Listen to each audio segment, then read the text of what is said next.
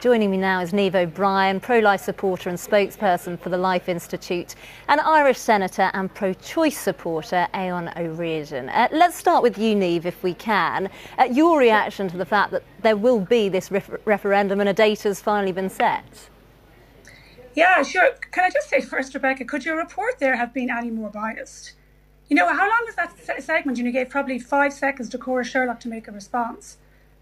Well, we like to put both views across, which is why we're speaking to you, and obviously we both have both sides there. So your reaction then, do you welcome this change? Your news report there was incredibly biased, and I think that's partly the reason why people who might be listening to your programme don't understand what's actually happening here in Ireland. First of all, there is very little public demand for a referendum on abortion.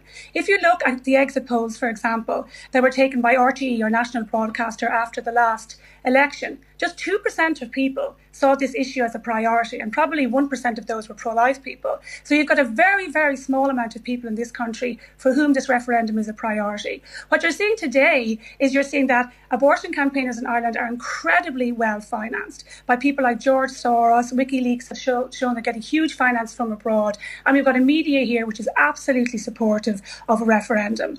But if you look at opinion polls, you see something entirely different emerging. You see that most people in this country, for example, according to an Irish Times opinion poll, do not support abortion on demand. In fact, only 19% support something like the British model of abortion. And most people in this country do not agree with those who are marching today. Can I add as well that the Rally for Life in July saw far greater numbers take out to the streets. Almost 80,000 people take to the streets demanding that the 8th Amendment be saved. And it would be nice to see some of the international media covering that side of the debate in Ireland.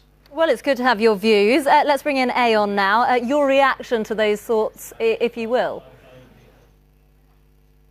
Well, in fairness, any amount of opinion polls in Ireland have shown that Irish people want our abortion laws they consider them to be too restrictive. We have a written constitution. The only way that our constitution can be changed is with a referendum. The last referendum was in 1983. Anybody under 50 years of age didn't have a chance to vote in that referendum. So actually what we want to do is to have that opinion poll, to give the people of Ireland that opportunity to voice their view on this important issue. We have 4,000 women a year who travel to Britain for abortion. If that facility wasn't available to them, I imagine this situation would have been resolved not a long time ago. We have very restrictive abortion law, only in the cases where a woman's life is at risk or suicidal. That was less than 5 years ago, against the strong objection from the pro-life campaign. So what we are saying quite clearly in the Labour Party and many political parties in Ireland is it's time for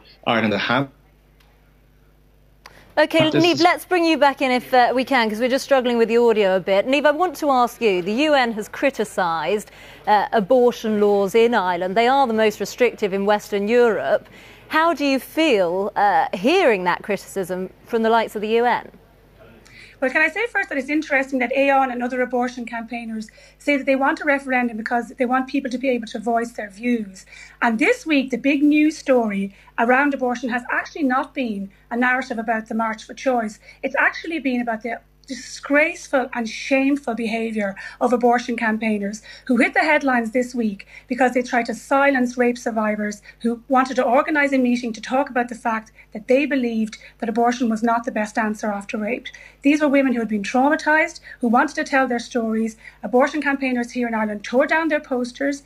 They conducted an extremely aggressive campaign against hotels who wanted to host the meeting. And in the end, these women, these rape survivors, were forced to hold their meetings outside. The United Nations is speaking like on its head on this matter. There's nothing in the international human rights law that says that abortion is a human right. And you will notice that it is the United Nations committees which are making these findings, none of which are binding on Ireland. We are very proud in this country that we protect both mother and baby.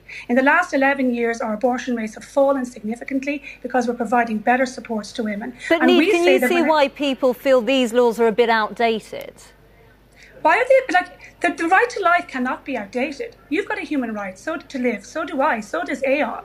Would you put your right to life to a vote? Would you put my right to life to a vote? The only reason we're even discussing this is because the people whose right to life you're putting to a vote are too vulnerable and out of sight to speak for themselves. And it is our opinion, it's backed up by the studies, that abortion... OK, let's bring in Aodhán again if we can, and just let him respond to that. Can you see, Aodhán, why, from a religious point of view, people feel that the unborn child should have its own rights?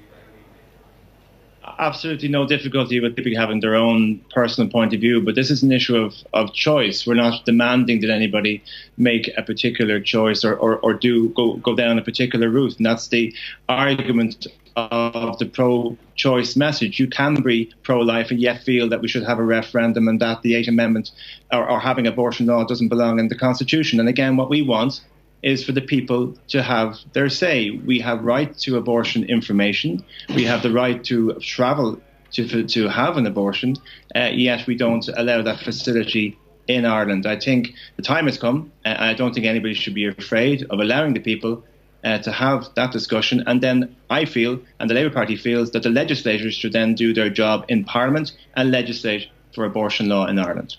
And Aodhán, what kind of impact are these restricted rules and laws having on women in Ireland? Well, it means that they have to go abroad. It means that they have to leave their families, that they have to go abroad to the UK normally and feel like criminals. In cases of fatal fetal abnormality, they go through a very traumatic situation. It's just intolerable. And thankfully now, women who have been through these circumstances are beginning to speak up, and their partners are speaking up. And the shame that was attached to it is no longer as prevalent as it may have been in the past. And I think when those stories come to the fore over the course of the next number of months, people from both sides of the debate, hopefully respectfully, will be able to realise that we need to put this question to the people. And if people are afraid of that debate or afraid of that referendum, well, then they shouldn't be, because I think as a mature republic, we should be in a position to allow the people to change the Constitution if they wish to do so, and to remove the 8th Amendment from the Constitution, and so that any law in this area should be legislated just like every other parliament in Europe through our own native Oireachtas. OK, and final word with you, Niamh. We've seen hundreds and hundreds of people march about this. Can you see people's point of view that they want change? Can I just say something here, Rebecca? You tried to characterise my views as a religious viewpoint. This is nothing to do with religion. This is to do with the fact that every human being has a right to life, and that you cannot be pro-life and legalise abortion, as Aodhán says, because you can't be pro-life and take away the right to life of another human being. In this country, the majority of people feel that we can do better for women in crisis rather than tear their children's lives apart and dump their bodies in the trash. There's nothing progressive or compassionate about abortion. It's a barbaric solution to unexpected pregnancy, and the most progressive thing Ireland can do right now, the most positive thing we can do for our women and our babies, is to preserve the 8th Amendment and continue helping women who have crisis pregnancies. OK, Aodhán and Niamh, thanks ever so much. Fierce debate there. I'm sure that will run and run.